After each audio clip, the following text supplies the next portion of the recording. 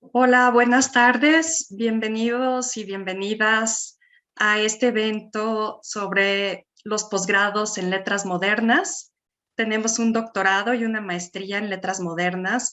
Somos un programa de investigación y nuestro programa pertenece a los posgrados de calidad de CONACYT. Dentro del posgrado, como parte de la investigación, contamos con 3 líneas. Estas 3 líneas de investigación son la construcción del significado en objetos culturales, literaturas latinoamericanas y teoría y crítica literaria. Y al interior de estas 3 líneas de investigación tenemos muchos proyectos muy diversos que además trabajan con distintos géneros literarios. Entonces, si bien tenemos muchos estudiantes que trabajan con narrativa, también tenemos proyectos de poesía y muchos más de teatro. Nuestros posgrados tienen áreas muy sólidas, muy fuertes y que destacan, como la literatura infantil y juvenil, las poesías latinoamericanas y todo el asunto de teatros contemporáneos en América Latina. Entonces, para darles una muestra de las investigaciones que se hacen en el posgrado en letras modernas, he invitado a 3 de nuestros estudiantes a que nos hablen brevemente de su investigación. Entonces, les comento quiénes son y la dinámica que sigue es que cada uno de ellos va a presentar para que después tengamos una sesión de preguntas y respuestas a las que los y las invito a que se queden. Entonces, contamos en primer lugar con Emilio Álvarez, que es estudiante de 4º semestre del doctorado. Él está en la línea de literaturas latinoamericanas, trabaja con el género de poesía y nos va a presentar su proyecto que se llama Materialidad y Transmisión, el caso de 4 poetas mexicanos nacidos entre 1949 y 1958. Después vamos a pasar con Laura Andrade, también estudiante del doctorado de 4º semestre, que pertenece a la línea de investigación de teoría y crítica literaria, y ella va a hablar del cómic documental. Después comento el título de su proyecto. Y por último, contamos con Joan Fellove, estudiante 2º semestre del doctorado también, y él trabaja teatro y pertenece a la línea de investigación de la construcción del significado en objetos culturales. Entonces me da muchísimo gusto cederle la palabra a Emiliano, quien nos hablará sobre su proyecto. Gracias. Muchas gracias a ti, Sonia, por la invitación, y me da mucho gusto estar aquí para presentar el programa de doctorado y mi proyecto específicamente. Voy a compartir pantalla para apoyarme con una presentación.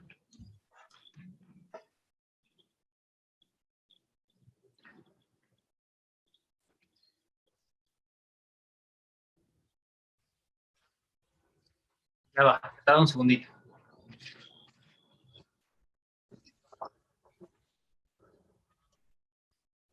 Bueno, mi nombre es Juan Emiliano Álvarez Pastrana, mi nombre completo. Mi asesora es la doctora Tania Favela Bustillo, que pertenece, como ha dicho la doctora Sonia, a la línea de investigación de literaturas latinoamericanas. Cuando ingresé al doctorado, mi proyecto se titulaba Materialidad de Transmisión, el caso de cierta poesía latinoamericana reciente. En el curso de la investigación, parte de lo que he hecho es afinar el corpus y limitarlo un poco más, de manera que de pasar de cierta poesía latinoamericana, lo enfoqué en 4 poetas mexicanos nacidos entre 1949 y 1958, un corpus mucho más ceñido y mucho más fácil de delimitar también académicamente. Esos 4 poetas son David Huerta, Coral Bracho, Miriam Moscona y Francisco Segovia, ordenados aquí por orden de fecha de nacimiento. La hipótesis generatriz que está detrás de mi trabajo, con la cual trabajo como base, es que el arte verbal es siempre un arte colaborativo. Con eso me refiero a que no existe, si lo pensamos detenidamente, algo como un arte verbal en estado puro. Es decir, un estado en el cual su naturaleza sea meramente lingüística o meramente verbal. Pensarlo así, pensarlo como que eso es posible, sería afirmar o asumir que las obras son entidades casi metafísicas y que existen en un empirio puro. Yo, en cambio, creo a que, como todo acto lingüístico, el arte verbal es solo perceptible gracias a sus mediatizaciones. Toda obra literaria es una inscripción, utilizo el término de inscripción basado en Ferraris, por supuesto que lo es, y por lo tanto tiene una identidad definida. La cosa es que la superficie, y lo entrecomillo, donde están inscritas esas obras es el idioma, y el idioma no es un locus, no es un sitio específico, sino es una práctica social. Esto quiere decir que no existen en abstracto, sino solo en sus enunciados. Ahí estoy pensando en la teoría del enunciado de Bakhtin, o en sus manifestaciones, que son hechos humanos y por lo tanto cambiantes, no fijos. La literatura entonces nunca es solo literatura o lo que entendemos como literatura. Si sucede de forma plenamente oral, por ejemplo, dependerá también de los códigos de lo performativo, y si en cambio sucede de manera tipográfica, escrita, de aquellos otros códigos que pertenecen a la materialidad visográfica del soporte. Ha sido importante para mi investigación esta cita, por ejemplo, de Eagleton, que dice que quizá no fue hasta el surgimiento de la novela, auxiliado por el arribo de la tecnología para imprimir masivamente, o sea, de la imprenta, que la idea de la obra literaria como objeto, en lugar de como práctica, y ahí es por supuesto importante esa contraposición, echó raíces tan hondas en la mente crítica. También ha sido fundamental lo que dice Ong, por ejemplo, en su libro sobre las tecnologías de la palabra. Pensar entonces el poema como práctica y ya no como objeto, o, y aquí matizo lo que dice Eagleton, como un dispositivo que echa a andar una práctica, que considero que es una definición más precisa, permite dejar de lado su pretendida estabilidad para abrazar otro tipo de materialismo, el de sus puestas en acción. El objetivo central de mi investigación es probar esta hipótesis generatriz y las varias hipótesis derivadas, algunas las tengo ya previstas, otras irán saliendo conforme avance la investigación, en la obra de estos 4 autores mencionados, que han sido elegidos por ser especialmente significativos para plantear aristas diversas del problema de estudio en cuestión. Voy a estudiar en concreto las lecturas públicas de Coral Bracho, en especial las de su poema Agua de bordes lúbricos, un poema importante en su obra y que forma parte constante de sus lecturas públicas. El manuscrito y la dinámica compositiva de Incurable, el gran libro de David Huerta, los libros que Francisco Segovia ha publicado en talleres de edición artesanal, como Agua en el taller Martín Pescador y Al quinto sol en la diéresis, para explorar la literatura como arte colaborativo, cuando sucede especialmente en contextos así, donde hay tanto cuidado por el resultado material. También, como cuarto caso de estudio, están las exploraciones de Miriam Moscona en el terreno de los libros de artista y las obras libro, entendidos como una obra total que pasa de ser meramente lingüística a ser plenamente material. Este corpus, al cual fui llegando a lo largo de estos primeros semestres de investigación, tiene varias virtudes. Una de ellas es que los 4 autores y autores pertenecen grosso modo a una misma generación. Otra que son de nacionalidad mexicana, los 4. Otra que pertenecen a una generación bisagra, especialmente significativa para mi tema de estudio, entre los soportes de escritura y transmisión materiales o análogos y los nuevos soportes virtuales. Y que cada uno me permite hablar detenidamente, por el tipo de obras que he elegido de cada quien, de un tipo particular de mediatización del poema para analizar las posibles transformaciones que esa mediatización o ese medio implica. Tradicionalmente concebimos lo que rodea al poema como mero ornamento, y para hacer análisis literarios solemos enfocarnos en una close reading del texto en sí o en sus relaciones con la sociedad y la cultura. Mi análisis, en cambio, parte de la premisa de que todo eso que, entre comillas, rodea al poema es también parte del dispositivo poético, es también parte de esa práctica que el poema echa a andar, y que por lo tanto juega un papel más o menos importante, según sea el caso, tanto en la producción como en la transmisión y la recepción del poema. Para mí son importantes esos 3 estadios de la práctica poética. Pienso que de hecho en cada mediatización hay una indecidibilidad crucial para mi tema de estudio entre el poema y los códigos particulares de sus diversas manifestaciones. La relevancia nacional de mi investigación parte primero de que se trata de un enfoque poco practicado en México, que cuando se ha trabajado, mi investigación permitirá abrir otros caminos en esos trabajos que desde los nuevos materialismos y los estudios de medios se han venido realizando en el país. Ahí pongo algunos autores. Y que exploran nuevas posibilidades de análisis, no solo en términos generales, sino en torno a las obras específicas de los autores específicos del corpus. Y por supuesto que estos autores son algunos de los poetas vivos más importantes de nuestro país y por lo tanto de la lengua. La relevancia internacional tiene que ver con que se inserta en una tendencia de investigación, la de analizar lo literario sin disociarlo, para mí artificialmente, de la materialidad de sus mediatizaciones, que ha probado ser muy reveladora, como lo demuestran, por ejemplo, La máquina de hacer poesía, de Luis Alberto Castillo, en el caso del Perú, o los estudios de Mitchell sobre la poesía de Blake, o más bien sobre sus libros de artista que incluyen poemas, entre otras prácticas artísticas. Esa tendencia, a pesar de esos y otros notables ejemplos, sigue siendo relativamente poco explorada, así que recorrerla, hacer nuevas propuestas y contribuciones, ayudará, por supuesto, a afianzar estas otras formas de análisis literario y a seguir cuestionando la tradición crítica y sus mecanismos que a veces parecen inamovibles. Aquí menciono algunos autores que han sido importantes para mí. Abrahams con su teoría de la cuarta dimensión del poema, Neirath con su concepción de la literatura como poseedora de una materialidad fantasmal, Deleuze y Guattari con sus conceptos de máquina y dispositivo, Derrida y Ferraris, por supuesto, en los terrenos de la inscripción, de la archiescritura, Kenner, McLuhan y Kittler, en específico en los estudios de medios, Brotherston y Rodenberg para pensar las tensiones que existen entre literatura oral y literatura escrita, que han sido especialmente significativas para llegar a las definiciones de poema y de literatura que manejo. Y por supuesto Bernstein, Marcielo o Gumbrecht para hablar de la producción de presencia, la lectura como reunión ética y las manifestaciones orales de la poesía.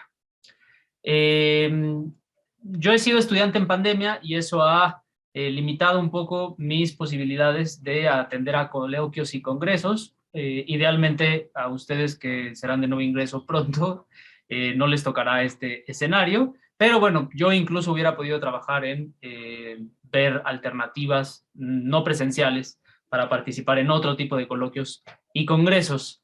Pero también ha sido muy rico las retroalimentaciones que he recibido en el trabajo con mi asesora, en las materias que he cursado y en el trabajo con esos profesores y esos compañeros.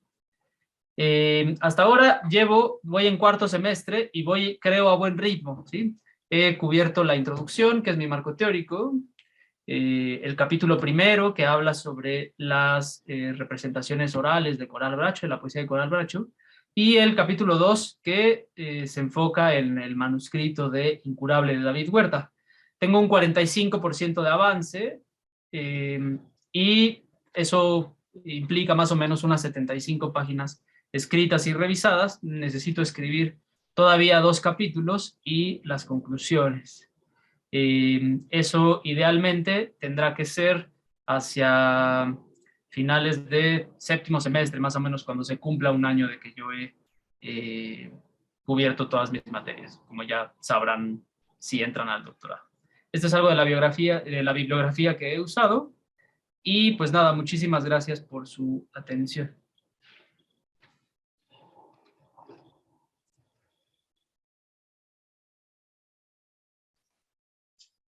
Muchísimas gracias, Emiliano. Entonces, a continuación, le voy a ceder la palabra a Laura Andrade. Como les comentaba al inicio, Laura es estudiante del doctorado del cuarto semestre, trabaja en la línea de investigación de teoría y crítica literaria y trabaja específicamente el cómic documental, como mostrará ahora. Su proyecto se titula Testimonio, Documento y Archivo en el cómic documental colombiano, desenterrar las memorias y desapropiar la voz para el presente. Entonces, gracias, Laura, adelante. Hola, buenas tardes. Bueno, les agradezco la invitación y también para quienes nos estén viendo o nos vean en el futuro. Voy a compartir mi pantalla.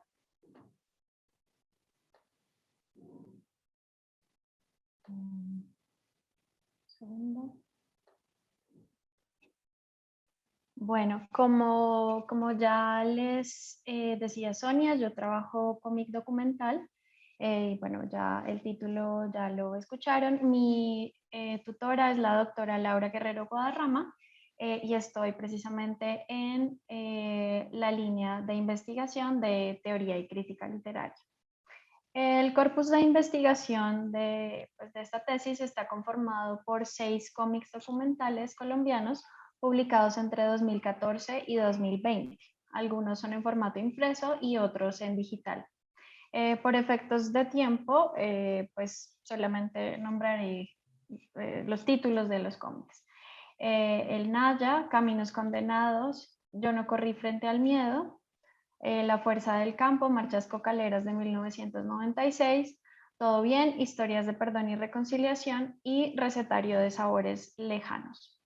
Es importante mencionar que pues en este tiempo y ya desde antes, desde que también vengo trabajando este mismo tema desde la maestría en estudios de arte también en la Ibero, ya pues he hecho una amplia búsqueda de cómics documentales latinoamericanos, pues ya que mis intereses están abocados hacia las problemáticas de nuestra región. Y he podido localizar un gran número de este tipo de cómics en países como México, Chile, Perú, Honduras, pero digamos, me concentro en Colombia porque podemos ver que hay un fenómeno, un auge de este tipo de cómic, específicamente en Colombia. Así que la decisión de acotar y pensar la selección de obras desde este país sirve primero para examinar y comprender problemas que son comunes a otros países de Latinoamérica y segundo, nos sirve para evidenciar un fenómeno editorial, literario y visual que está tomando fuerza específicamente en Colombia, pero que también se extiende hacia otras latitudes. Bueno, en el centro de este proyecto de tesis doctoral existe un interés por los mecanismos de producción del cómic documental que hacen uso de testimonios, documentos y de prácticas de archivo para posibilitar su creación, y por la misma idea de comunidad y de resistencia que se inscribe en las historias que allí se presentan. Teniendo esto en cuenta, he planteado las siguientes preguntas de investigación. ¿De qué manera se articulan el testimonio, el documento y el archivo en la construcción del cómic documental colombiano de los últimos 10 años en relación con las problemáticas derivadas del conflicto armado en dicho país? ¿Y cómo se desapropia la voz autoral en los cómics trabajados para subvertir los usos del archivo y traerlo al presente? Para responder estas preguntas, la hipótesis que he planteado hasta el momento es que el uso que se le da al testimonio y al documento como prácticas de activación del archivo en el cómic documental colombiano de los últimos 10 años permite desenterrar las memorias del conflicto armado para ver su incidencia en el presente y a su vez desestabiliza la idea de una voz autoral única tanto en la construcción del cómic a partir de una práctica colectiva, como en las historias de resistencia representadas desde lo comunitario. Aquí les voy a mencionar algunos de los objetivos que he planteado. Estos son los generales. Examinar los cómics documentales seleccionados desde los mecanismos por los cuales operan el testimonio, el documento y el archivo para activar las memorias sobre el conflicto armado en Colombia y sus efectos en el presente, e identificar las formas visuales y textuales desde las cuales el cómic documental desestabiliza la idea de una voz autoral única. Y bueno, tengo algunos objetivos específicos para llevar a cabo esta tesis. El primero de ellos, analizar de qué manera se utiliza la voz del otro para construir las historias representadas por medio del cómic documental, distinguir cuáles son las problemáticas que se han representado a través del cómic documental, especialmente en Colombia, reconocer los procesos investigativos que hay detrás de la elaboración de este tipo de cómics, señalar las causas por las cuales este formato se ha vuelto tan popular para mostrar problemáticas sociales, políticas, ecológicas, etc., y definir las formas en las que han sido utilizados los documentos en los cómics seleccionados. La línea metodológica que he propuesto para llevar a cabo este trabajo se divide en estas fases que planteo aquí.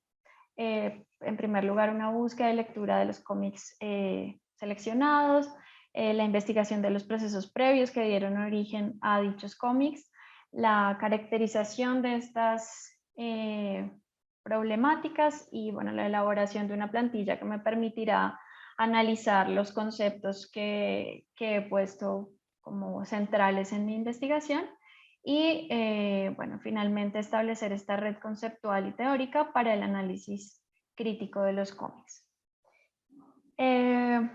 Bueno, para el marco teórico que estoy empleando, he definido 3 ejes principales. En primer lugar, la noción de documento, que la trabajo desde Maurizio Ferraris, y ya más hacia el cómic, utilizo las investigaciones de autoras como Hilary Schutt y Nina Mikwitz para trabajar el testimonio, que pues lo he entendido desde la polifonía y el contrapunto de versiones en Mikhail Bakhtin, y también a partir del pensamiento de Nora Strehilevich, Jacques Rancière y Giorgio Agamben. Y finalmente, la idea de archivo como presente, en el que se resalta el aspecto procesual de estas obras y la incorporación de múltiples voces y la superposición de capas temporales desde Cristina Rivera Garza y Florencia Garramoni, así como las proposiciones de Elizabeth Yellin en torno a los trabajos de la memoria. La justificación académica de este proyecto se puede ver tanto en el campo literario como en el de los estudios visuales, puesto que en el cómic se combinan estos 2 lenguajes, y sumado a esto tenemos el aspecto documental, en donde nos encontramos con la posibilidad de hacer confluir múltiples voces, tiempos y espacios para narrar un fragmento de una historia. Además, según las búsquedas que he podido hacer hasta el momento, no existen trabajos académicos dedicados exclusivamente al cómic documental en Latinoamérica. Las investigaciones que ya existen han abordado perspectivas historiográficas y didácticas para la enseñanza de la historia o el diseño y la ilustración. Así que en eso se diferenciaría mi investigación. La pertinencia de mi estudio radica entonces en una aproximación interdisciplinar a un objeto de estudio que en los últimos años ha visto un crecimiento significativo en el mundo editorial y alrededor del cual se han abierto múltiples espacios de lectura, discusión y teorización. También es relevante para la línea de investigación a la cual pertenezco, puesto que dialoga con los estudios sobre la memoria como estrategia neosubversiva que trabaja la doctora Laura Guerrero y su equipo en todo lo que tiene que ver con la LIG. Lo anterior me lleva a la relevancia internacional y nacional de mi proyecto. Como ya lo mencioné, las temáticas abordadas por estos cómics hablan de una necesidad de hacer memoria sobre la historia de países como Colombia o México. Así que, pues volver sobre esa memoria es un trabajo que yo considero necesario en nuestros tiempos y además del surgimiento de este tipo de obras, vemos que en paralelo están surgiendo numerosas instituciones dedicadas a la memoria y a otras iniciativas que fomentan y propician estos procesos de rememoración y perdón. Entonces, pues mi idea es examinar cómo se están dando estos procesos de memoria y cómo se trabaja con la voz de quienes han sido víctimas de estas violencias. Bueno, aquí les hablo un poco de los avances y de lo que he hecho durante este tiempo. Bueno, he escrito estos 2 que hacen parte de dos capítulos diferentes. El primero de estos escritos, que pues digamos hace parte del segundo capítulo, sería Cómic y Testimonio, la multiplicidad de voces en la lucha, la historia de Lucha Castro y los derechos humanos en México. Y el segundo, la presencia del documento y el archivo en los cómics documentales Todo Bien, historias de perdón y reconciliación. Entonces han sido como primeras aproximaciones a ya analizar algunos de las obras que hacen parte de mi corpus. En lo que respecta a las publicaciones en torno al tema, he escrito pues estos artículos que enlisto aquí: Del narco a la víctima, la nueva narrativa hegemónica del conflicto armado en Colombia a través del cómic de no ficción, que se publicó en 2020 en la revista Confluencer, revista de estudio iberoamericana. El artículo El testimonio como recurso polifónico en dos cómics documentales colombianos, que se publicó en la revista Ligibero, que pues también siempre está la convocatoria abierta para publicar allí. Y también el texto Una lectura a las migraciones forzadas al interior de Colombia desde el cómic documental, que será publicado en el tomo 3 sobre migración de la colección de estudios de arte latinoamericano y caribeño, coordinado por la doctora Olga Rodríguez Bolufé. Y bueno, participé en el semestre pasado en el Simposio Internacional de Heroicidad y Monstruosidades en la LIG en diciembre del semestre pasado. Bueno, este es más o menos el índice de mi tesis que he planteado hasta ahora. No me voy a detener a leer cada parte, pero más o menos es para que vean la estructura que he definido hasta el momento. El primer capítulo pues es más general, hacia el cómic documental como documento. El segundo trata sobre el archivo y el cómic, producción de presentes, y el último sobre cómic y testimonio. Este es un cronograma que pues generalmente a todos nos piden y que pues digamos la idea es como ir viendo qué hacemos, qué no, qué cumplimos y cómo vamos en ese cronograma que nos hemos puesto desde el inicio. Aquí les muestro algunas, bueno, no algunas, la bibliografía que he consultado hasta el momento y eso sería todo.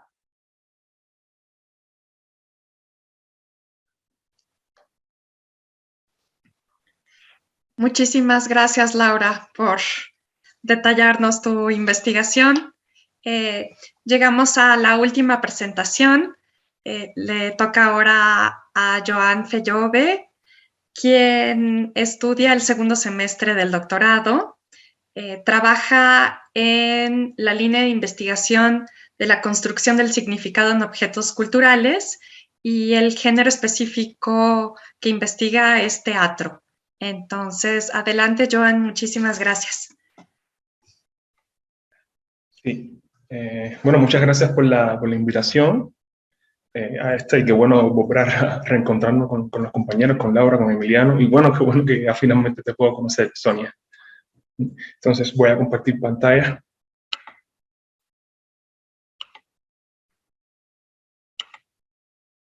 Perfecto.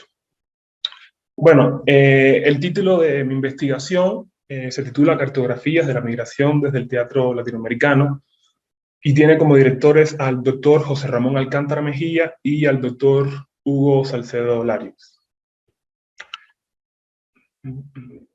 Ahora bien, dentro de las letras latinoamericanas, la migración ha constituido un tema cardinal, asumida siempre desde disímiles aristas como una forma de revelar las diversas adscripciones en las cuales se ha plasmado tópicos.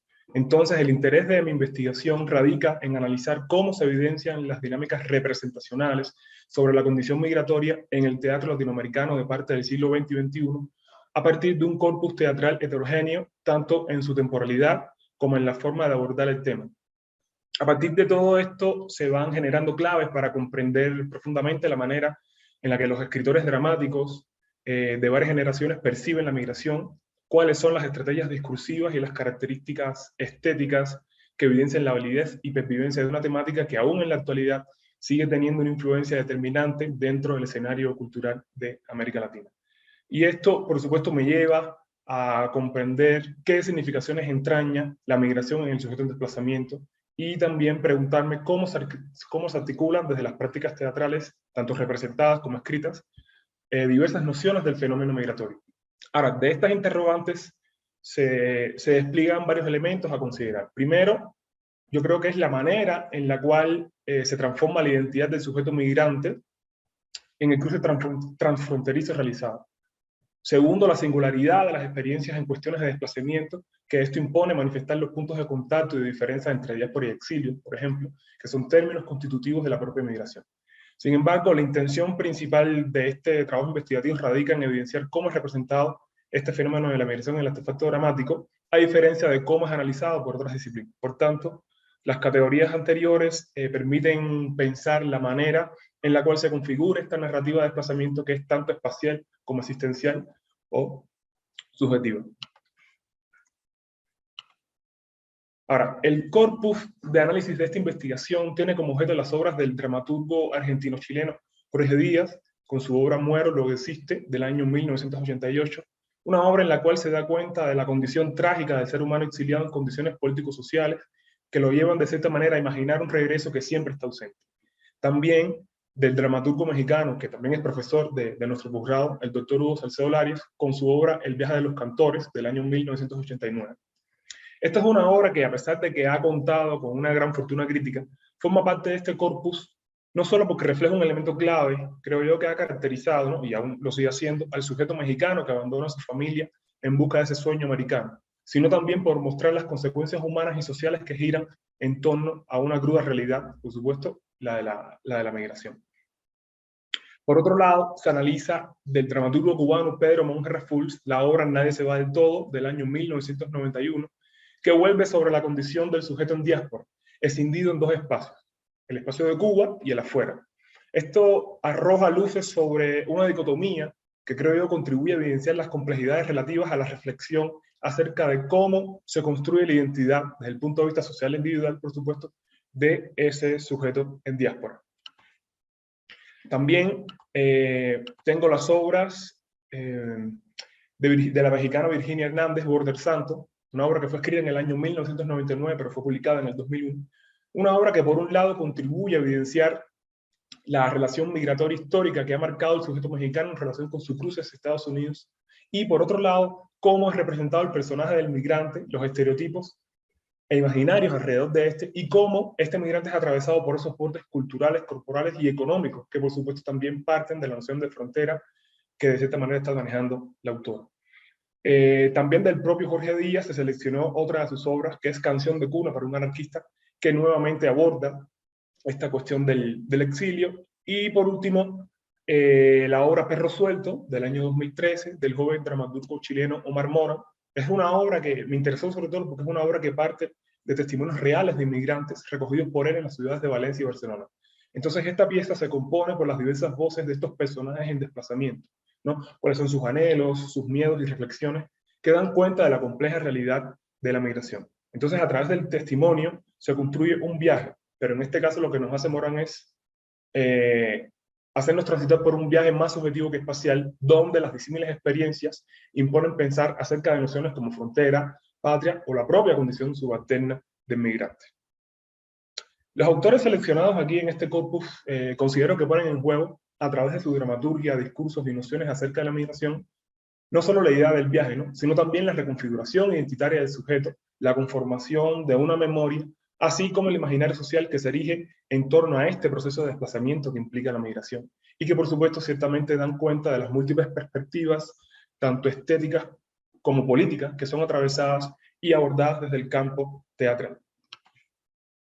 Ahora, todo esto me llevó a que se generaran las siguientes preguntas de investigación. Primero, ¿qué relatos reconstruye el teatro latinoamericano en relación con la migración? En segundo lugar, ¿existen discontinuidades o continuidades en relación con el tratamiento del tema en obras más contemporáneas? ¿Cómo se denota desde el teatro esos tránsitos o desplazamientos geográficos que permiten trazar una cartografía sobre el tema en cuestión? ¿Cuál es el discurso social de estas obras como textos literarios que llevan implícito? ¿Qué grado de efectividad crítica alcanzan estos abordajes sobre la migración en el teatro latinoamericano a partir de las obras analizadas? Entonces, lo anterior me llevó a la siguiente hipótesis, ¿no?, que las representaciones de los sujetos en diáspora, exiliados o en desplazamiento, así como las condiciones de ruptura que se erigen dentro del espacio de origen y fuera del mismo, constituyen los principales ejes problematizados en el corpus de las obras analizadas. Por tanto, la hipótesis radica en que los textos dramáticos escogidos muestran la representación de las diferentes adscripciones de la migración desde una subjetividad propia y de un locus de enunciación específico que les permite establecer una reflexión sobre cómo se construye la identidad del sujeto en contexto de migración, específicamente, por supuesto, dentro del entramado político-social de América Latina.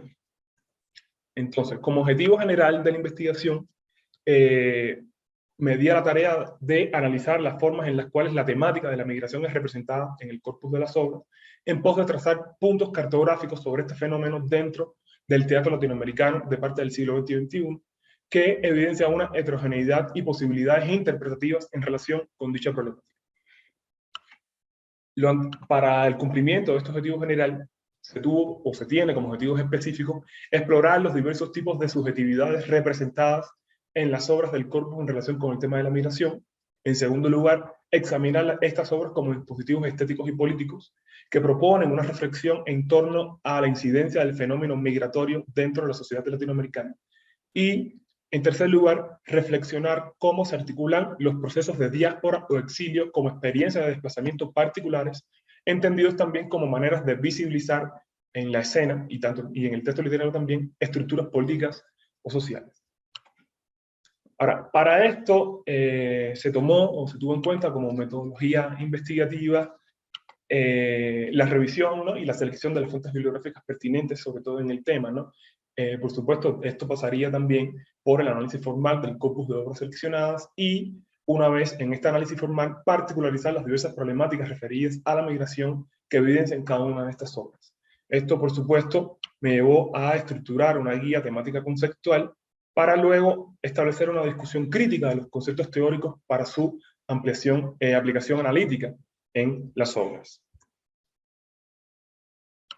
Como marco teórico, bueno, aquí simplemente les menciono algunos de los autores más importantes que estoy trabajando y lo manejo dividido en tres elementos fundamentales. Primero, el tema de la migración, ¿no?, y sobre todo sus ramificaciones como son la diáspora y el exilio. Y para esto utilizo autores como Aptar Bra, los argentinos Luis Roniger y Mario Hernández y Stuart Hall. Para la cuestión de la teatralidad y la literatura dramática, y es importante hacer aquí una salvedad porque cuando me refiero a teatralidad hablo del espectáculo, porque algunas de estas obras, o bueno, muchas de estas obras han sido representadas en escena ya, otras no.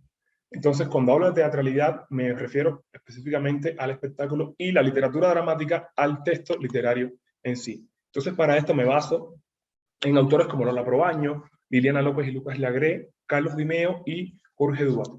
Y en relación con el teatro, ¿no?, estrictamente como espectáculo, ¿no?, sobre algunos de sus conceptos y definiciones, manejo como autores a Patrice Pavis y a Hantis Lehmann. Entonces, en cuanto a la pertinencia académica, yo creo que reside sobre todo en la importancia de abordar desde los estudios literarios, específicamente la literatura dramática, el fenómeno de la migración, que considero sigue siendo un tema acuciante en la actualidad. Por supuesto, esto me llevó a establecer cuál es la relevancia, ¿no?, nacional e internacional que tiene esta investigación, que considero descansa en cómo estas problemáticas son abordadas en estas obras, primero de los estudios académicos teatrales mexicanos, y cómo desde estos estudios se realiza una puesta en diálogo con otras obras de otras latitudes que abordan el fenómeno de la migración. Por supuesto, considero que también hay una contribución para la investigación literaria que descansa en que estos autores seleccionados reflexionan y establecen fórmulas disímiles de la significación de la migración, generado no precisamente como una condición particular de cada contexto, sino desde los alcances globales que puede tener. Bueno, en cuanto a los avances de mi investigación, yo me encuentro en el segundo semestre, ¿no?, como mencionaba Sonia, del doctorado. Entonces son avances de investigaciones no tan largos, pero bueno, ahí están. Del primer capítulo ya se ha ido trabajando en el apartado problemáticas y conflictos de un término, la migración y sus ramificaciones, sobre todo donde establezco una distinción entre lo que significa dentro, por supuesto, del contexto de la migración, lo que significa la diáspora, o lo que significa el exilio, o lo que significa la condición del migrante expatriado, ¿no? Que uno pudiera entenderse como que todos son similares, pero por supuesto tienen sus diferencias. Y también el análisis un poco más profundo de la obra Perro Suelto, del chileno Omar Mora. En cuanto a trabajos en proceso de publicación, se encuentra el texto Reflexibilidades Dramáticas en el Teatro Contemporáneo, Apuntes para una escena en confinamiento, que será parte de una compilación de obras analíticas sobre teatro latinoamericano. Y tuve mi participación en el noveno Coloquio Internacional de Teatro Latinoamericano, Contacto y Contagio, de la destrucción de Tenochtitlan a la era post-COVID-19, que fue realizado del 27 al 29 de octubre del 2021. En cuanto al índice tentativo, bueno, esto es, por supuesto, el índice tentativo es lo que se va a estar manejando, ¿no?, en la investigación, y son los puntos que me van a ir guiando, sobre todo para el completamiento de la investigación. Por supuesto, esto es un índice que está dispuesto a ser reconfigurado y por supuesto es completamente flexible. Y aquí, bueno, les muestro algunas de las referencias bibliográficas que he ido manejando en la investigación hasta ahora, que por supuesto también va a crecer. Muchas gracias.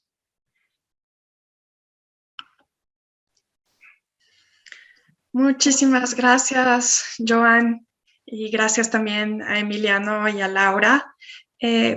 Como pueden ver, esta es una pequeña muestra de la enorme riqueza de las investigaciones que hacen nuestros estudiantes de maestría y de doctorado, ¿sí? Aquí puedo destacar que encontramos algunos puntos, a pesar de que pertenecen a líneas de investigación diferentes y cada una maneja géneros diferentes, podemos encontrar cruces, ¿no? Desde la preocupación por los soportes materiales de las obras, ¿sí? Y su aspecto performático, y el asunto del tratamiento de temas importantes contemporáneos, específicamente de América Latina, ¿no?, como la violencia y las migraciones. Bien, pues nos quedan unos 9 minutos que yo quisiera escuchar si alguien tiene alguna pregunta, para que aprovechemos la presencia de Joan, Laura y Emiliano para responder. Pueden ser preguntas en torno a sus investigaciones o en torno simplemente al quehacer diario de un estudiante del posgrado de letras modernas, ¿no? Entonces, espero un momento a ver si la gente que nos ayuda... Sí, a ver, leo aquí una pregunta que tenemos de Beatriz Ansaldo. Dice: muchas gracias a los doctorantes. Muy bien. Su contenido ha sido muy ilustrativo sobre las características de los proyectos de investigación. Bien, gracias, Beatriz. Saludos. No sé si hay alguna otra pregunta. Si no, yo vengo preparada para hacerles por lo menos una pregunta en estos minutos que quedan. ¿Sí? Entonces, bueno, pues puesto que tenemos poco tiempo, yo quisiera preguntarles, Emiliano, Joan, Laura, si pudieran detallar muy brevemente qué se hace en un posgrado en literatura, ¿no?, como el que están estudiando, qué tipo de actividades tienen que realizar, y si tienen alguna recomendación para los y las aspirantes que quieran ingresar. Entonces, si alguno de ustedes quisiera aportar alguna reflexión, les agradeceré.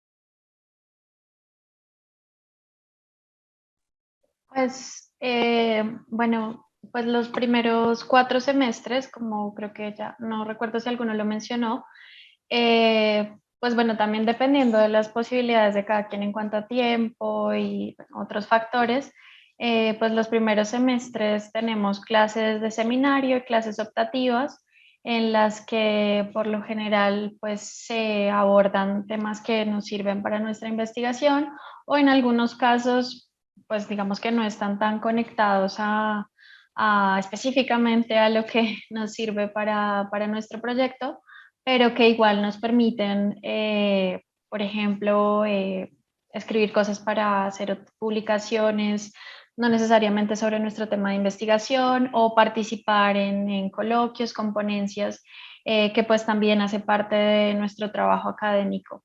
Entonces un poco nos movemos en esas tres cosas, ¿no? Entre clases, escribir para nuestro trabajo, escribir para otras publicaciones u otras ponencias, otros espacios que se puedan abrir de discusión.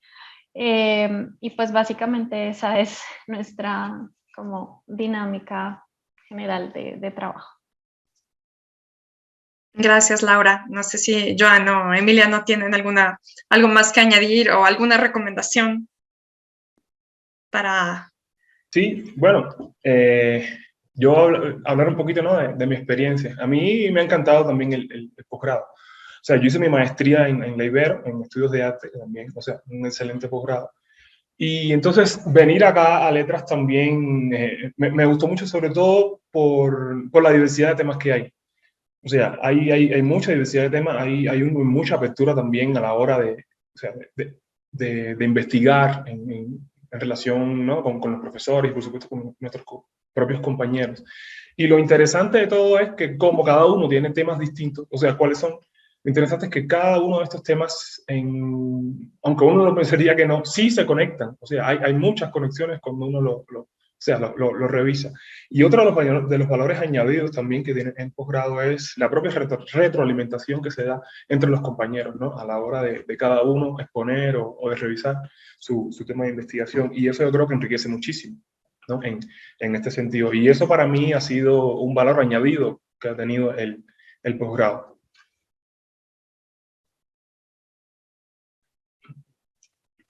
Gracias, Emiliano. Yo creo que, para no ser redundante, algo que es, o sea, que ya se ha dicho que es un posgrado con una parte escolarizada, o sea, la mitad del doctorado llevamos clases, la segunda mitad ya está dedicada de lleno a la investigación, pero esa primera mitad escolarizada creo que es importante resaltarla porque hace que la experiencia sea distinta a la de otros doctorados que, por ejemplo, el de la UNAM, que es pura tesis, ¿no? Nada más es un proceso de investigación. Y esa parte escolarizada es muy rica justo por lo que estaba diciendo Joan, por la convivencia en clases con profesores distintos, con temáticas distintas, con distintos compañeros y compañeras, que finalmente enriquecen mucho pues la experiencia, ¿no?, de el posgrado también como algo, pues no sé, en comunidad, no nada más individual, ¿no? Eso creo que es interesante. Muchas gracias. Han llegado al chat un par de intervenciones más. Ramón Luna pregunta si tendremos esta información en PDF. Ramón, te podemos enviar con mucho gusto la convocatoria al siguiente periodo de ingreso del posgrado. En cuanto a lo que presentaron Joan, Laura y Emiliano, pues es trabajo en progreso, entonces en este momento no está listo para ser compartido. Sí, pero bueno, si tienes alguna duda puntual, con todo gusto me puedes escribir o puedes comunicarte con la gente de comunicación institucional. Y Beatriz Ansaldo tiene una pregunta más. Dice que ¿cómo definieron su proyecto, su tema de investigación? ¿Cómo es que lo delimitaron? Y si tienen algún consejo para delimitar el tema en cuanto a al proceso de admisión, ¿sí?, de presentar un proyecto bien delimitado para ser admitido al posgrado. Entonces, tenemos poco tiempo, no sé si alguno de ustedes nos puede apoyar. Laura. Pues digamos que como mi proceso empezó desde la maestría, ya tenía un poco definido, pues al menos cuál iba a ser el objeto de estudio, después ya delimité el corpus, pero yo creo que sería importante hacerse la pregunta de qué es, cómo se quiere definir, si va a ser cronológicamente, si el tiempo va a ser un factor importante o si más bien la selección va a estar determinada por los conceptos o por la parte teórica pues que se está trabajando. Entonces es como hacerse primero esa pregunta. Si, por ejemplo, en mi caso, pues son cómics de los últimos 10 años más o menos, porque observo que hay un fenómeno que se puede analizar y que vale la pena estudiar. Pero puede que, pues, por ejemplo, Emiliano está trabajando algo diferente y el periodo que trabaja, pues, y él mismo nos contó que lo redefinió, ¿no? Entonces, y también, pues, decirles que muchas veces entramos con un proyecto, pero en los primeros semestres, pues, va cambiando, puede que el corpus veamos que no sea suficiente o que es demasiado, entonces, como que eso va cambiando en el proceso. Gracias, Laura. Emiliano, Joan, ¿quieren? Bueno, yo sí también me uno, ¿no? A los comentarios de Laura, y también aconsejaría sobre todo tener muy definido si es en doctorado, o sea, cuáles son los tiempos que tiene para doctorado, y a partir de ahí entonces delimitar el corpus de investigación que puede hacer, ¿no? Porque pudiera ser que, no sé, por ejemplo, está estudiando poesía y tiene muchas obras, ¿no? En este sentido, y quizás en relación con el tiempo no le daría, ¿no? O no podría hacerlo, ¿no? En lo que estipularía, ¿no? En los 4 años que pudiera estipularse. Pero yo creo que ahí estaría la recomendación, o sea, tener en cuenta el tiempo de investigación que toma el doctorado y a partir de ahí entonces proponer, o sea, una investigación real de cómo se puede determinar, ¿no? Lo que quiere hacer.